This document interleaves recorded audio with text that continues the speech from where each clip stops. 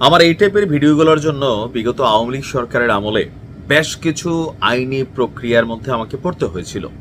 কারণ অনেকেই আমার কিছু কিছু ভিডিওর কাটপিস করে ছাড়তেন, আবার অনেকে লাগাইতেন বিভিন্ন টাইটেল।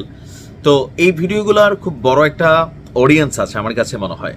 এখন যেটা সত্য আপনাকে সত্য বলতে হবে, যেটা মিথ্যা সেটাকে মিথ্যা বলতে হবে, সাদাকে সাদো, কালাকে কালা। বাংলাদেশের রাজনৈতিক দলগুলোর মধ্যে জামাত ইসলাম ৭১-এ তাদের ভূমিকা, সেটা মানুষের কাছে যতটা এই মুহূর্তে দাগ না কাটছে, গত ১৫ বছর জামাতের রাজনৈতিক কৌশল, জামাতের রাজনৈতিক শৃঙ্খলা, জামাতের বিভিন্ন লেভেলে নেতৃত্বের জায়গাগুলোতে বসার জন্য যে সিস্টেম অনুসরণ করা হয়, অমুকের ভাতিজা, তুমকের নাতি, তুমকের পোলা, তুমকের ভাই, এগুলো কিন্তু জামাতে আসলে জায়গা নাই।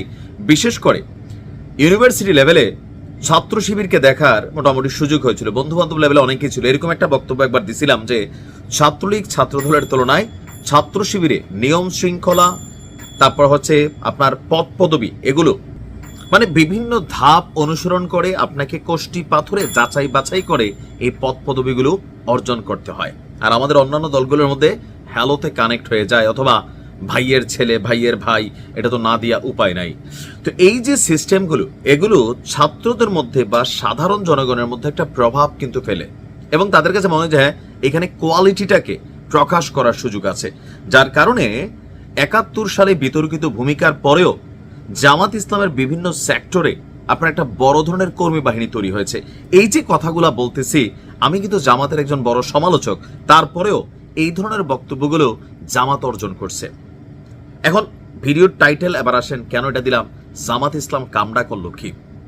ডক্টর মোহাম্মদ ইউনূসের সরকার, অনেকে বলে থাকেন এটা জামাত কর্তৃক কানেক্টেড একটা সরকার, আবার কেউ বলে থাকেন এনসিপির পৃষ্ঠপোষক এই সরকার। যেই ভাষায় বলেন জামাত এনসিপির মধ্যে তলে তলে একটা কানেকশন আছে, এটা মানুষ মনে করে। তবে আমার বক্তব্যটা ভিন্ন জায়গায়। প্রেস সচিব শফিকুল ইসলাম বা শফিকুল আলম, আমাদের সরকারের যিনি প্রধান উপদেষ্টার প্রেস সচিব আছেন, তিনি বলছিলেন গতকালকে একটা কথা, এরপর এটা নিয়ে আলোচনা সমালোচনা শুরু হয়েছে। কিন্তু উনি কি আসলে ভুল বলছেন কিনা, তার মুখ দিয়ে জামাতের এই প্রশংসা কেন? তিনি বক্তব্যটা কি দিয়েছেন, জামাত ইসলামের শৃঙ্খলা এবং সততার সুনাম সব রাজনৈতিক দলের জন্য অনুসরণযোগ্য।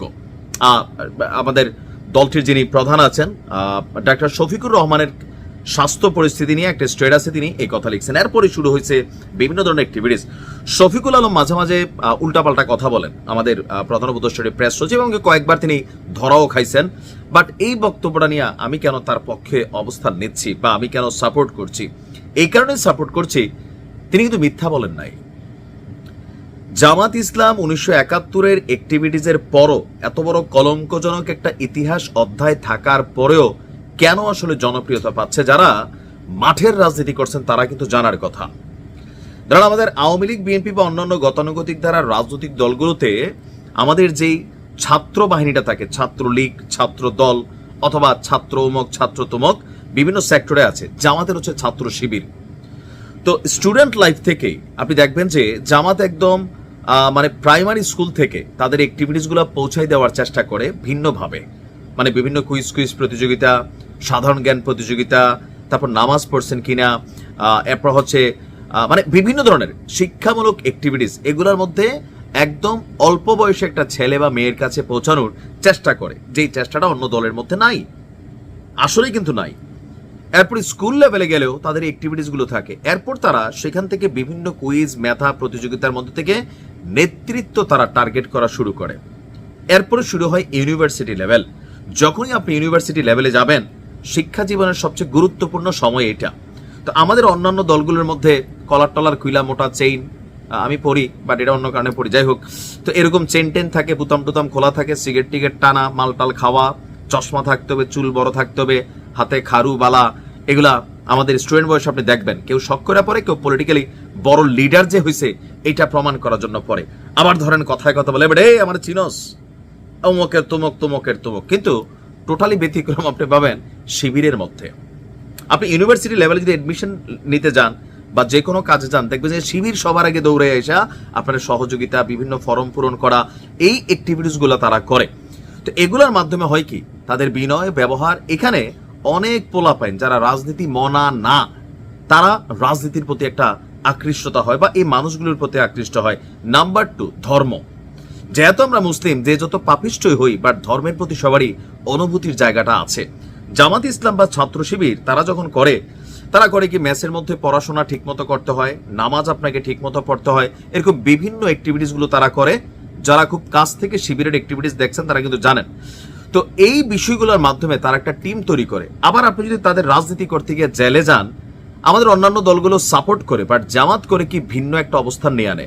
যদি কোনো ব্যক্তি জেলে যায় তাদের রাজনীতি করে, সেই ব্যক্তিটার পরিবারের মোটামুটি ভরণ পোষণের দায়িত্ব নিয়ে আনে। প্লাস আপনি জামাত করছেন, বাংলাদেশে জামাতের হিউজ পরিমাণ ব্যবসা প্রতিষ্ঠান, শিক্ষা প্রতিষ্ঠান, কর্ম প্রতিষ্ঠান তারা কইরা কিন্তু অর্থনীতিতে নিজেদের একটা ফান্ডিং শক্ত রাখছে এবং বাইতুল মাল সিস্টেমের মাধ্যমে তারা তাদের দলের টাকা পয়সা বিদেশ গেলেও পাঠায়। বহুত পরিচিত মানুষ আছে। কিন্তু বিপরীতে আমাদের অন্যান্য রাজনৈতিক দলগুলোর মধ্যে লোকাল চাঁদাবাজি, স্থানীয় বিভিন্ন ঠিকাদারদের কাছ থেকে, মানে এগুলা কিন্তু একদম কমন জিনিস।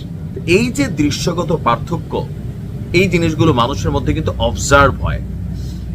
এরপরে আসেন ধরেন বিভিন্ন জায়গায় যে নেতৃত্বের জায়গাগুলো, সেগুলো কিন্তু ডিফারেন্টলি টাচ করে জামাত। আমি মোটামুটি অনেক মানুষের চিনি, আওয়ামী লীগ, বিএনপি, জামাত, বিভিন্ন জায়গায়। তো এই জায়গাগুলোতে একটু পরিবর্তন আছে। তবে হ্যাঁ, জামাতের সব কি সাদা না। জামাত বাংলাদেশে ব্যবসায়িক অনেক সিন্ডিকেট করছে, এটা বাস্তবতা। জায়গা জমির 10 টাকার জমির দাম 100 টাকা বাড়াই দিছে, এগুলো কিন্তু করছে। নেগেটিভ অধ্যায় আছে, বাট অন্যান্য দলগুলোর তুলনায় এতটা না।